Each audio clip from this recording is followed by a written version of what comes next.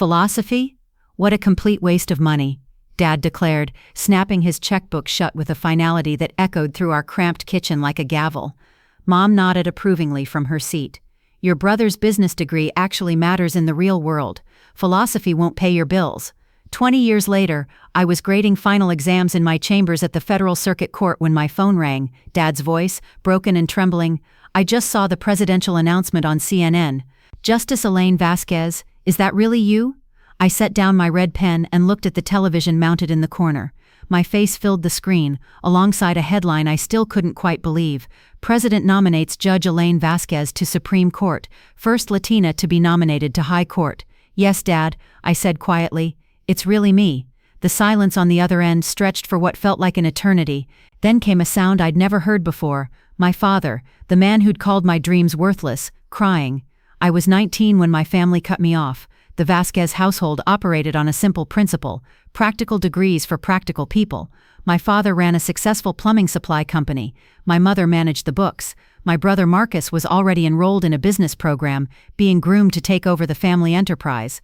And then there was me, the dreamer, the reader, the girl who stayed up late with Aristotle and Kant while everyone else watched football. You want to study what? Dad had asked when I showed him my acceptance letter to Northwestern's philosophy program. Philosophy, with a focus on ethics and constitutional theory. And what kind of job does that get you? I want to go to law school eventually. Philosophy is the best preparation. Law school. He'd laughed. Actually laughed. Do you have any idea what law school costs? We're not made of money, Elaine. If you want to study something useless, you can pay for it yourself. Philosophy majors have the highest rate of law school acceptance, the highest LSAT scores. I don't care about statistics. I care about reality. And the reality is that studying made-up problems about trolleys and caves isn't going to put food on your table. He opened his checkbook, wrote a figure, and slid it across the table. This is the last money you'll get from us for school. $5,000. Make it count. $5,000 for a $40,000 per year university. Mom had tried, half-heartedly, to intervene. Maybe we could help a little more if she switched to something practical. No, if she wants to throw her life away on philosophy, she can do it without our money. Dad stood up. Your brother is getting his business degree. He's going to run this company someday. That's what investment looks like. You? He shook his head. You're on your own. I worked 3 jobs to finish my degree. Waitressing at an Italian restaurant, tutoring undergrads in logic and critical thinking, night shifts at a campus security desk, where I did most of my reading between rounds. I slept 4 hours a night, lived on ramen and dining hall scraps, and graduated summa cum laude with a thesis on constitutional interpretation that my advisor called publishable. None of my family attended graduation. We're busy with Marcus's wedding preparations, Mom explained on the phone. You understand. I understood perfectly. Law school was more of the same. I got into Columbia on a full scholarship. Turns out philosophy really did prepare you for the LSAT, and graduated first in my class 3 years later. I clerked for a federal circuit judge who became my mentor. I joined the U.S. Attorney's Office and prosecuted corruption cases that made national headlines. I taught constitutional law at Georgetown while building a reputation as one of the sharpest legal minds of my generation. And through all of it, I remained invisible to my family. The family dinners I occasionally attended were exercises in strategic humiliation. Elaine's still doing her lawyer thing, Mom would explain to relatives, as if my career was an eccentric hobby. Not very glamorous, but she seems happy. Marcus just closed a $2 million deal, Dad would announce. That's my boy. Marcus, to his credit, had never been cruel to me directly. He was simply incurious, too absorbed in his own success to wonder about mine. When I was appointed to the Federal Circuit Court at 41, the youngest woman to receive that honor, he sent a text. Congrats. What does that mean exactly? I didn't bother explaining. Some gaps are too wide to bridge with words. The truth was, I'd stopped needing their approval years ago. I'd built a life that mattered, filled with work that challenged me and colleagues who respected me. I'd married a wonderful man, a public defender named Thomas, who'd argued cases before me twice before I finally agreed to dinner. We had 2 children, who knew their grandparents mostly through awkward holiday visits. My family had chosen not to invest in me. I'd accepted that. I'd built something anyway, but I'd be lying if I said their indifference didn't still sting. The nomination came on a Tuesday. President Williams had been looking for a candidate who combined judicial experience, academic rigor, and a compelling personal story. My name had been floated for months. I'd seen the speculation in legal blogs, but I'd refused to get my hopes up. Then the White House counsel called. Judge Vasquez, the president would like to offer you the nomination to the Supreme Court. Are you prepared to accept? I sat down, my knees suddenly unable to support me. Yes, I managed. Yes, I accept. The announcement was scheduled for the next morning. I had 18 hours to prepare for my life to change completely. Thomas held me while I cried. Happy tears, overwhelmed tears. Tears for the 19-year-old girl who'd worked 3 jobs and eaten ramen and been told her dreams were worthless. Call your parents, he said gently. They should hear this from you. Should they? They didn't care about anything else I accomplished. This is different. This is the Supreme Court. So now they'll care? Now that my success is undeniable? I shook my head. That's not caring. That's reflected glory. Maybe, but you should still call. I didn't call. I decided to let them find out like everyone else, from the news. Perhaps that was petty. Perhaps I'd earned a little pettiness. The announcement went viral within minutes. Judge Elaine Vasquez, daughter of immigrants, first in her family to attend college, worked 3 jobs to fund her useless philosophy degree, now nominated to the highest court in the land. The story was irresistible. Journalists dug into my background, found old classmates who remembered my grueling schedule, unearthed my undergraduate thesis on ethical frameworks in constitutional interpretation. Philosophy departments across the country celebrated. Northwestern's president released a statement calling me proof that the examined life is worth living. And then Dad called.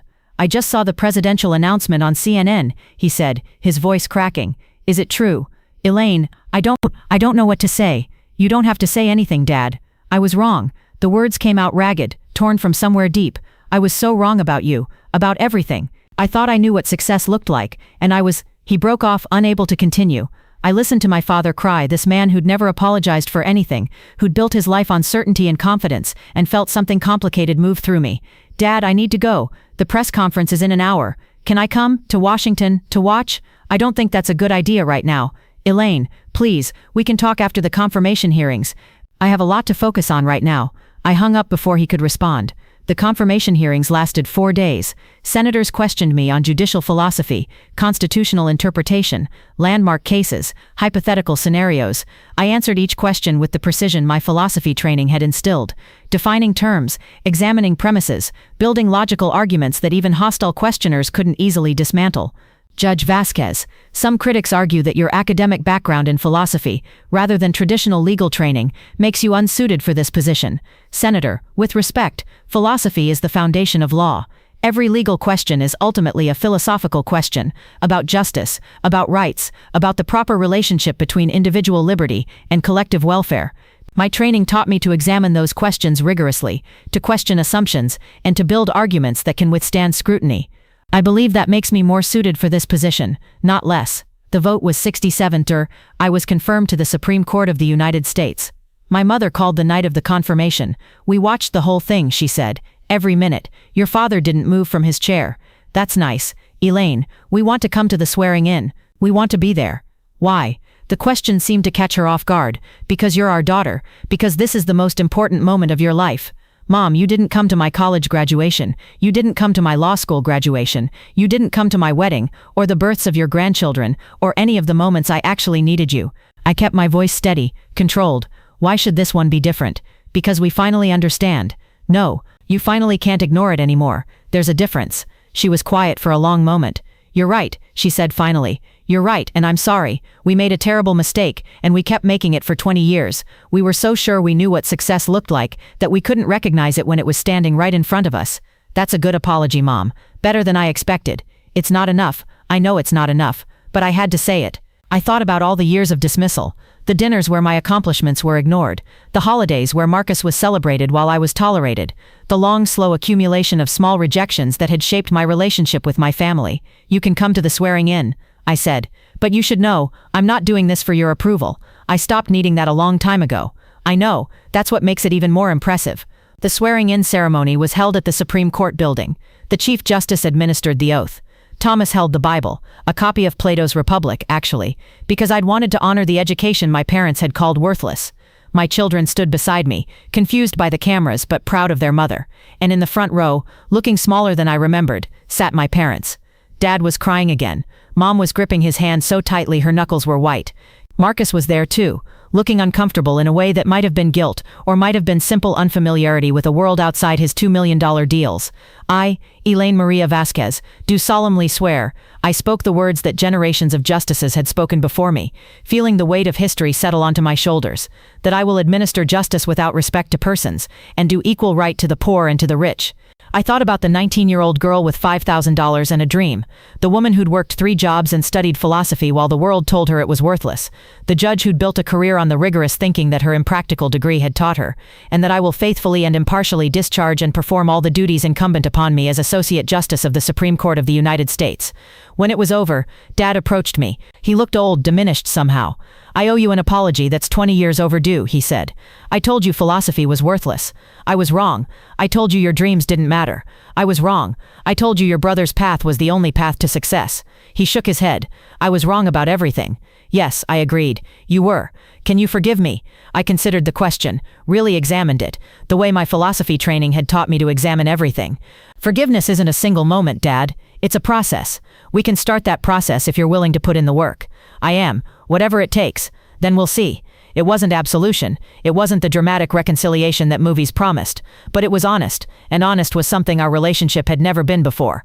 That night, Thomas and I stood on the steps of the Supreme Court building, looking out at the city lights. How does it feel? He asked. Being a Supreme Court justice? Terrifying, humbling, surreal. I leaned into him, but also right. Like everything I've been through was leading to this. Even the 3 jobs and the ramen, especially those. They taught me what it means to fight for something, to believe in yourself when no one else does. He kissed my forehead. Your philosophy degree did pretty well for itself. I laughed. Don't tell my dad. He might actually die of irony. We walked home through streets I'd memorized during my years in Washington, past buildings where I'd argued cases and taught students, and built a career that defied every expectation my family had ever had. Philosophy, Dad had said, was a waste of money. Philosophy had taught me to think clearly, argue precisely, and examine questions of justice that most people never considered. Philosophy had prepared me for the highest court in the land. Not bad for a useless degree. Schijbar especially weslij hacklied, but zekens bremen en babrov polabdia degrees on bezbird, welstep udvin point, argue prathanyeth agree, bupper hum the link of the Rotterdam days mo. They said philosophy was worthless because they couldn't see its worth. They measured success in dollars and dismissed everything else. But here's what they didn't understand. The examined life isn't just worth living. It's the only life worth fighting for. I fought. I examined. I persisted. And now I get to shape the laws that govern 330 million people. Not because my degree was practical, but because it taught me how to think. That's worth more than every checkbook they ever closed.